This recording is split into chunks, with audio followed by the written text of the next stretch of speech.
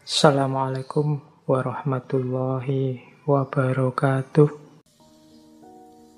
Baik, kita lanjutkan ya. Pendidikan intelektual. Yang tadi ya, intelektualnya tajam. Apa sih pendidikan intelektual itu?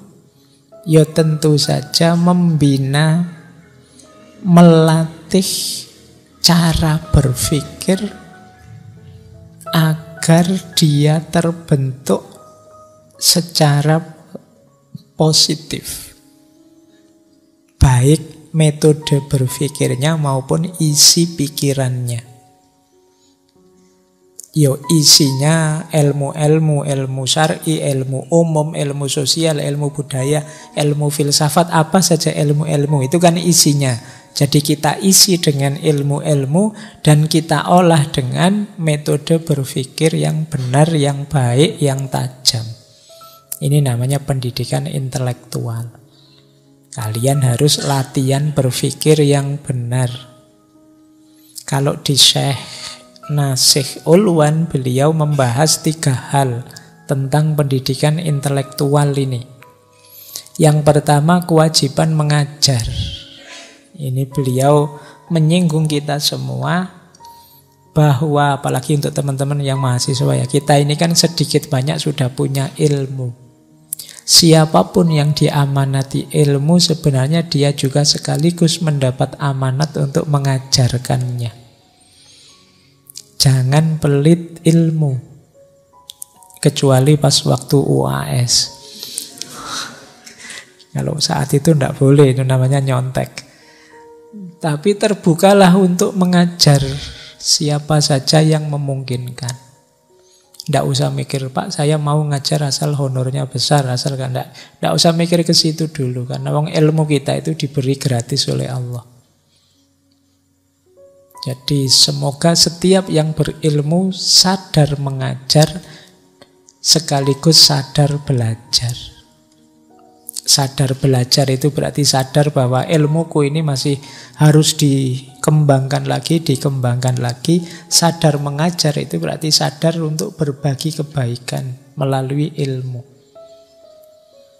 Sodakoh yang luar biasa menurut saya selain sodakoh harta benda, itu sodakoh ilmu. Jadi kalau kalian memang punya momen untuk berbagi ilmu, semoga tidak pelit. Karena peradaban manusia itu tegaknya dengan ilmu.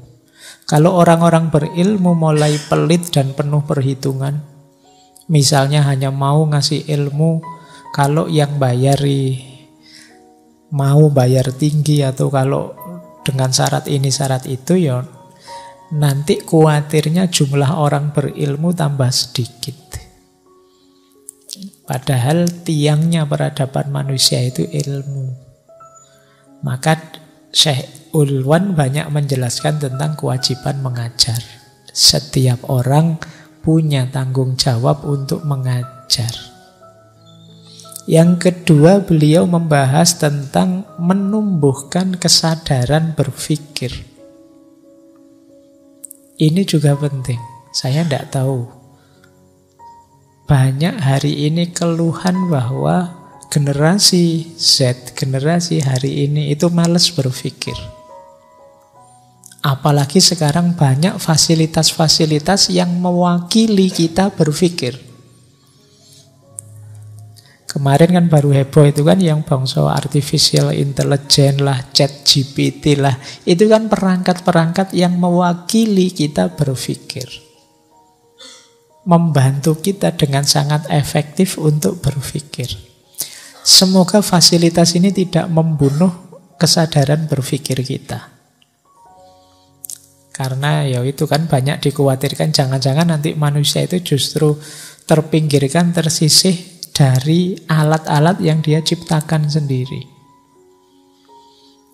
Harusnya ketika ada bantuan fasilitas dari alat-alat yang canggih itu, kita juga semakin canggih dalam berpikir, semakin efektif karena ada bantuan yang luar biasa.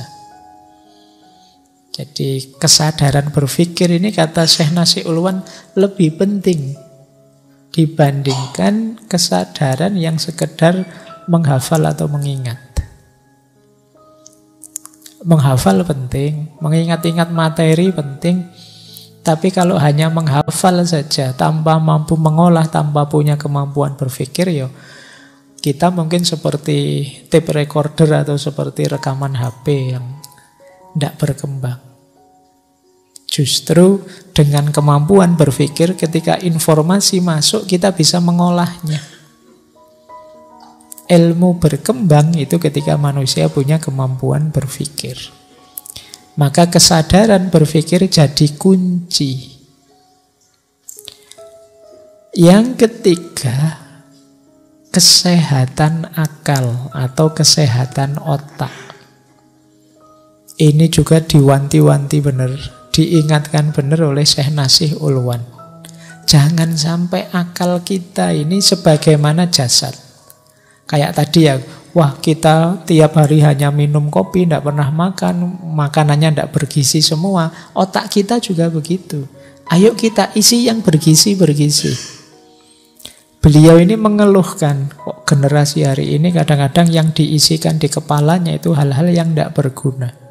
Ada pornografi lah, ada berita-berita yang tidak penting lah ada. Nah, ini saya tidak tahu isi kepalamu apa.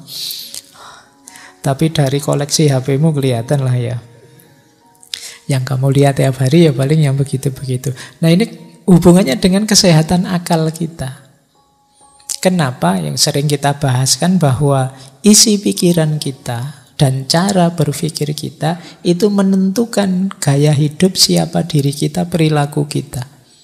Perilaku kita itu nanti menentukan seperti apa wajahnya dunia kita ini. Jadi kita kalau lihat apa-apa itu kan tergantung framework kacamata berpikir kita. Misalnya saya punya kacamata berpikir anti teknologi misalnya. Itu kan framework namanya. Begitu ya laptop ini saya mesti bencinya setengah mati. Ini produk-produk. Nah, karena cara berpikirnya anti teknologi. Ini merusak peradaban saja. Manusia jadi hancur karena ini. Ya, itu karena anti teknologi. Demikian juga kalian. Kalau isi pikiranmu jelek-jelek, jahat-jahat, yang porno-porno, ya isinya begitu. Lihat apa gitu, wah bayangan saya kayak lihat anu pak. Itu karena pikiranmu begitu. Makanya kita sering pakai istilah pikirannya ngeres. Kalau pikiran itu sudah ngeres, sudah isinya yang begitu-begitu, tidak usah nunggu lihat gambar-gambar orang tidak pakai baju. Orang pakai baju lengkap pun pikirannya ke sana.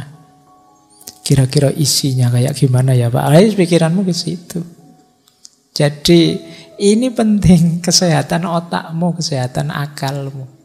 Kalau tiap hari kamu suplai dengan hoax, yo itu yang akan kamu bunyikan setiap melihat sesuatu. Atau jangan-jangan misalnya frameworkmu framework politik. Kubu sana dan kubu sini. Grup ini dan grup itu. Jadi kemana-mana ketemu orang, kamu selalu begitu. Ini mesti kubu ini ya. Wah, kalau itu. Wah, kalau ini kubu ini. Jadi semua orang kamu klasifikasi begitu. Kenapa begitu? Frameworkmu itu. Jadi ini cebong apa kadrun? Istilahmu kan begitu sekarang. Jadi ya karena kamu memasukkan itu di kepalamu. Itu yang dimaksud kesehatan otakmu, kesehatan akalmu. Jadi pendidikan intelektual itu nanti hubungannya dengan tiga ini, kata Syekh Nasih Ulwan. Oke, untuk malam hari ini saya cukupkan sekian dulu. Mohon maaf kalau ada yang kurang berkenan, mungkin 1-2 kekurangan apa, mohon dimaklumi. Kalau ada kekhilafan, kealpaan yang teman-teman ngerti benernya seperti apa, ya silahkan disampaikan. Kurang lebihnya mohon maaf. Wallahul muwaffiq, wallahu a'lam bissawab. Wassalamualaikum warahmatullahi wabarakatuh.